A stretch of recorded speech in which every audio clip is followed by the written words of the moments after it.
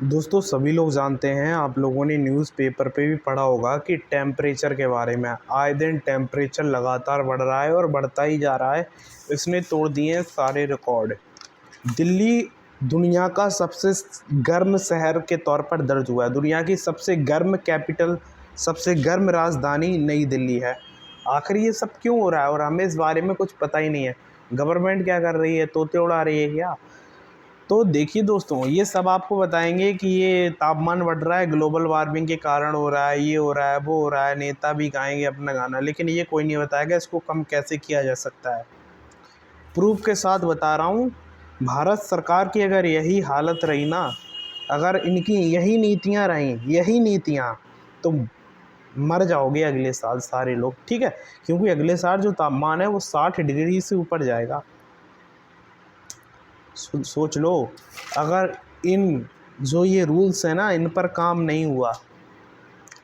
मैंने देखा है कि कई सारे कंट्रीज़ हैं जो कार्बन फ्री बन चुके हैं। कोई वो कार्बन एमिशन नहीं करते हैं।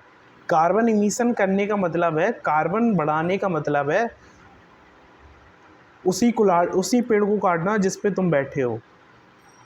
समझ रहे हो? लेकिन भारत सरकार का ध्यान यहाँ है ही नहीं।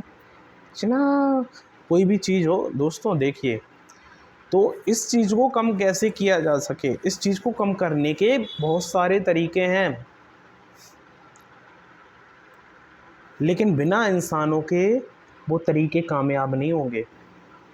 मतलब दोस्तों, भारत की बहुत सारी ज़मीन है ना, वो अब शहर है। वो पहले वो गांव थी, कस्बे थे, जंगल थे, लेकिन अब शहर हैं।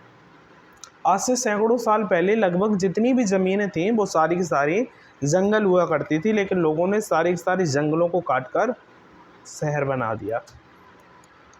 अब क्या है, खेती होती है, खेती के बाद में खेत बिल्कुल खुले डाल दिए जाते हैं, तो समझो छोटा मोटा रेगिस्तान बन ही जाता है। तो इस गर्मी को इतना कम करने के लिए हमें कौन कौन से कदम उठाने पड़ेंगे कि अगले 50 साल तक हमारी मानव सभ्यता सरवाइव कर सके? क्योंकि अगर ऐसे ही हालात चलते रहे तो लगता नहीं है कि हमारी पृथ्वी 10 साल और ज़िंदा रह पाएगी। तो इसके लिए हमें कुछ महत्वपूर्ण कदम उठाने पड़ेंगे, जैसे कि और सारे देश उठा रहे हैं, लेकिन हमारा देश भारत इस बारे में बिल्कुल सोच ही नहीं रहा है। दुनिया इतनी बड़ी है, इसमें से बहुत बड़ा क्षेत्र हमारे भारत में पड़ता है, ये वाला क्षेत्र, ठीक है?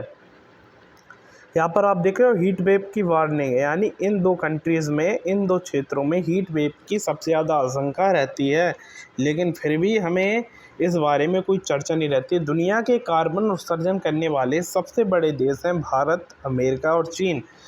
तो अमेरिका में जो पॉलिसियाँ अभी हाल ही में बनी हैं, उनसे लगता है कि वो 10 साल के अंदर जो कार्बन प्रदूषण है उस पर कंट्रोल कर लेंगे। यही चीन है, चीन भी 10 साल के अंदर कार्बन कंट्रोल कर लेगा, क्योंकि चीन में जो व्हीकल्स वहाँ के लोग खरीद रहे हैं, जो पॉलिसी वहाँ की सरकार अपना रही है, वो टोटल इन्वायरमेंट फ्रेंडली है। तो 10 या 5 सालों में आपका चाइना है ना, वो इन्वायरमेंट फ्रेंडली बन जाएगा और कार्बन का उत्सर्जन करना बिल्कुल बंद कर देगा। उसके विपरीत भारत में ये परसेंटेज साल दर साल बढ़ता जा रहा है, यानी भारत कार्बन उत्सर्जन साल दर साल बढ़ाता जा रहा है। इसको कम करने का भारत सरकार के पास कोई पुख्ता प्लान नहीं है। कागज़ों में तो बहुत बड़ी बड़ी बातें होती हैं, पेपर टाइगर हैं हम लोग, ठीक है, लेकिन धरातल पर वो सारे के सारे प्लान हमें धराशायी हुए दिखाई देते हैं, बिल्कुल ताश के पत्तों की तरह। तो सबसे पहले गवर्नमेंट को एक पॉलिसी पारित करनी चाहिए एनवायरमेंटल फ्रेंडली की। इस पॉलिसी को कई सारी यूरोपीय कंट्रियों ने पारित किया है और उनको बहुत अच्छे रिजल्ट देखने को मिल रहे हैं, जैसे कि Norway, Iceland, Finland, Sweden, Germany, Estonia, France, UK. बहुत सारे देशों ने इस पॉलिसी को पालन किया है। इसमें से कुछ ना कुछ चीज़ों को तो उन्होंने बेटर किया है, लेकिन भारत में हमें इनमें से कोई भी चीज़ देखने को नहीं मिलती। अच्छा है क्या क्या? सबसे नंबर बात आती है इंफ्रास्ट्रक्चर की। भारत में अपने आसपास आप जाके पता करना, कहीं ना कहीं घरों का निर्माण हो रहा है। तो पूछना आप, क्या ये घर एनवायरनमेंट फ्रेंडली हैं? लोग कहेंगे अरे एनवायरनमेंट फ्रेंडली, साला भाग यहाँ से, एनवायरनमेंट फ्रेंडली। तो भारत सरकार में एक पहल जारी करनी चाहिए। आज के टाइम पर जो आर्किटेक्चर है वो इतना एडवांस हो चुका है कि जो घर बन रहे हैं वो इन्वायरमेंटल फ्रेंडली बन रहे हैं, यानी कि ना एसी की ज़रूरत है ना हीटर की ज़रूरत है। उनका डिज़ाइन ही ऐसा है कि घर को खुद ब खुद गर्म और ठंडा कर लेगा मौसम के अनुसार। लेकिन भारत में इस तरीके की कोई रिसर्च ही नहीं हो रही है, कोई डिज़ाइन नहीं, कोई कंपनियां नहीं। अरे भैया ऐसे नहीं चल पाएगा। तो भारत सरकार को कुछ यूनिवर्सिटी में इस टाइप की रिसर्च को पहल करनी चाहिए और नगर पालिकाओं को एक नई यूनिट, नई इकाई बनाकर, नई भर्तियां कराकर लोगों को समझाना चाहिए, लोगों के पास जाना चाहिए, उनके मैप को देखना चाहिए क्या ये एनवायरनमेंट फ्रेंडली है। नहीं तो ऐसा हो कि 10 साल बाद 10 एसियाँ लग के पूरी पृथ्वी को बर्बाद करते हैं। नंबर सेकंड रूल आता है एसी का। दोस्तों आप यूरोपीय कंट्रीज़ में जाओगे, वहाँ पर जो एसी और जो हीटर से संबंधित जो कानून पारित हुए हैं, बिल्कुल हाँ, लेकिन भारत में ऐसे कोई कानून नहीं है। घर में 10, 15, 20, 25, 30, 40, 50, 60, 100, 150, 1000, लाख जितनी भी एसी ठुकवानी हो ठुकवा लो अगर पैसा। कोई कानून ही नहीं है, कोई कानून नहीं कितना कार्बन एमिशन हो रहा है, कोई कैलकुलेशन ही नहीं है। भैया झाड़ू लग रही है ना तुम्हारे घर के बाहर, यही बहुत है। कई जगह तो वही भी नहीं लग पाती है सही बात है ये, ठीक है।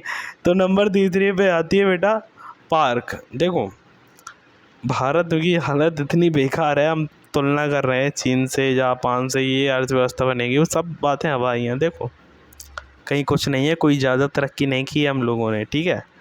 समय के साथ दिन तरक्की तो बनती है, कुछ ऐसा नहीं है कि मोदी साहब ने बिल्कुल तीर मार दिया, ठीक है। तो सबसे पहली पहल होनी चाहिए, हर घर, गांव, शहर, कस्बे के आसपास एक बहुत बड़ा पार्क होना चाहिए सभी के लिए, जैसे महिलाएं भी जा सकें, पुरुष भी जा सकें, स्पोर्ट भी हो, उसमें सारी चीज़ें हो, पेड़ पौधे भी हो, लोग वहाँ पर बैठें, समय बिताएं, प्रकृति के साथ जुड़ें, तालाब हों।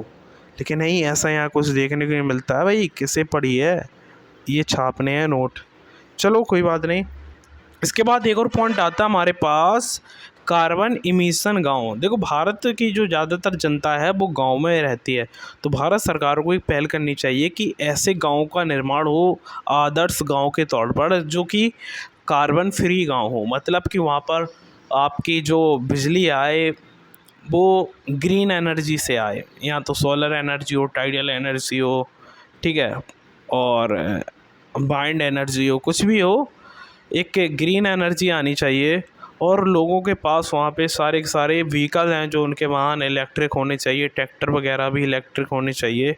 कई देशों में ये सब चीज़ें आ गई हैं, लेकिन भारत में अभी भी इलेक्ट्रिक व्हीकल के प्रति जागरूकता है वो बहुत ही कम है। भारत इसे केवल एक कानून बनाकर ही पारित किया जा सकता है। भारत सरकार कानून ऐसा बना दे जैसे नॉर्वे ने बनाया, 2025 तक सारे डीजल और इलेक्ट्रिक वाहनों को बंद करते हैं। तो क्या बंद करेंगे? नहीं करेंगे, लेकिन डर के मारे लोग बहुत ज़्यादा खरीद रहे हैं। ऐसी भारत सरकार को इस चीज़ को बढ़ावा देना चाहिए कि 2030 तक, 2028 तक सारे इलेक्ट्रिक डीजल वाहन ख़त्म कर देंगे, तो लोग डर की वजह से अभी भी इलेक्ट्रिक व्हीकल को ख़रीदने लगेंगे और डीजल के सारे वाहन बिकना बंद हो जाएंगे, ठीक है। लेकिन खैर सोचना ही नहीं है इसके बारे में। चलो कोई बात नहीं, मत सोचो। नंबर सेकंड पे आता है गवर्नमेंट का ढांचा। जो हमारी सरकार है उसका ढांचा बहुत ज़्यादा पुराना है बिल्कुल। पुराने टाइम पर एक इनफील्ड की बाइक आती थी, पुराने टाइम के जो ट्रैक्टर चलते थे, पुराने टाइम पे अंग्रेज़ों के जो इंजन होते थे रेल के, स्टीम इंजन, बिल्कुल वैसे ही भारत की सरकार का ढांचा है। मतलब कि कोई बदलाव ही नहीं हो रहा है। समय इतना आगे चल गया है लेकिन कोई बदलाव नहीं हो रहा है, ना कोई नया विभाग बनाया है। आज के टाइम पे एनर्जी और पर्यावरण का मुद्दा इतना इम्पोर्टेंट हो गया है, लेकिन भारत में इसके रिलेटेड में कोई विभाग ही नहीं बना है, कोई क्षेत्र ही नहीं बना है, ठीक है। ना ही कोई रिसर्च फैसिलिटी इतनी टॉप पर है कि उसने कोई रिजल्ट अपने पारित कर दिए होंगे। बस भगवान भरोसे चीज़ें चल रही हैं। जय श्री राम। ओके कोई बात नहीं, इस बारे में सोचना चाहिए सरकार को, ठीक है। अभी ज़्यादा देर नहीं हुई है, जल्दी से नया विभाग बनाएं, नई भर्ती निकालें और नए रिसर्च संस्थान खोलें इस चीज़ के ऊपर रिलेटेड, और रिसर्चों को पारित किए जाएं।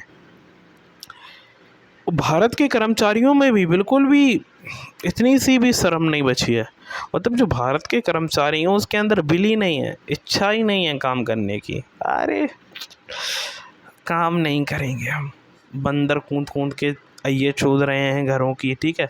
और दूसरी बात ये है कि जो सड़कों पर कुत्ता फिर रहे हैं, काफ़ी सारी चीज़ें हैं जिनके बारे में ध्यान देनी चाहिए, ठीक है। क्योंकि animals and humans can't live together, because we both are different. ठीक है, animals don't have consciousness, animals में कॉन्शियसनेस नहीं होती है, साथ में नहीं रह सकते। लेकिन कौन समझाए भैया, इतनी अकल होती तो अंग्रेज में गुलाम होते क्या, बताओ। चलो नंबर तीसरे पे आती है भारत के अनएजुकेटेड पीपल, मतलब कि पैसा खूब है लेकिन ज्ञान नहीं है कि घर किस टाइप से बनवाना है, एनवायरनमेंट क्या है फ्रेंडली, पैसा कहाँ पर निवेश करना है, ग्रीन एनर्जी में निवेश करना है या नहीं करना है, कुछ पता नहीं है। ठीक है, छोड़ो इसको। नंबर 4 पर आते हैं, भारत में कोई पक्का कानून नहीं है। जैसा कि मैंने कहा कि अदर कंट्रीज़ में बहुत कड़े कानून होते हैं घर बनाने को लेकर, वाहन खरीदने को लेकर। ऐसा कोई भारत में कोई कानून नहीं दिख रहा है जिससे कि इस गर्मी को कम किया जा सके, यानी कि कार्बन उत्सर्जन को कम किया जा सके, ग्लोबल वार्मिंग को घटाया जा सके और पृथ्वी को वापस बिल्कुल 15वीं सदी जैसा बनाया जा सके। 15वीं सदी में पृथ्वी बहुत अच्छी थी, भारत का जो क्षेत्र था इतनी गर्मी वगैरह नहीं पड़ती थी, बड़े आराम में थे लोग। लेकिन अभी क्या है ना, जब से ये इंडस्ट्रियल रेवोल्यूशन हुआ है इंग्लैंड में, यानी कि औद्योगिक क्रांति आई है, तब से ये देखो मेरे मोबाइल में भी टेम्परेचर हॉट का वार्निंग आ चुका है। ठीक है, तो मैं कहना चाहता था कि भारत के लोगों में एक लॉ होना चाहिए, एक प्रॉपर कानून होना चाहिए जिससे कि उनको डरा सकें, जो ग्रीन एनर्जी है उसको ख़रीदें, कारों को ख़रीदें, इलेक्ट्रिक घर बनाएं, सोलर एनर्जी लगाएं, इससे रिलेटेड कानून बनने चाहिए।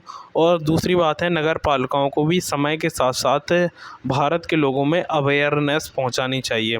ऐसा नहीं कि बच्चों को पढ़ा दिया एनवायरनमेंट के बारे में, भाई ये बच्चे हैं, वो छोटे छोटे 20 साल बाद बड़े होंगे तब कहीं जाकर रिवोल्यूशन होगा। लेकिन अभी के स्तर पर नगर पालिका को साल में 1 या 2 बार कोई ऐसा मेला टाइप का लगाना चाहिए, पर्यावरण फ्रेंडली से रिलेटेड, साइंस से रिलेटेड, जिसमें बताया जा सके लोगों को भी कि भैया कितनी बड़ी ये शिक्षा है, लोगों को पता ही नहीं है, अपने काम में व्यस्त हैं, ये कितनी बड़ी प्रॉब्लम है भैया, एक झटके में सब कुछ ख़त्म हो सकता है, पूरी दुनिया एक झटके में नष्ट हो सकती है।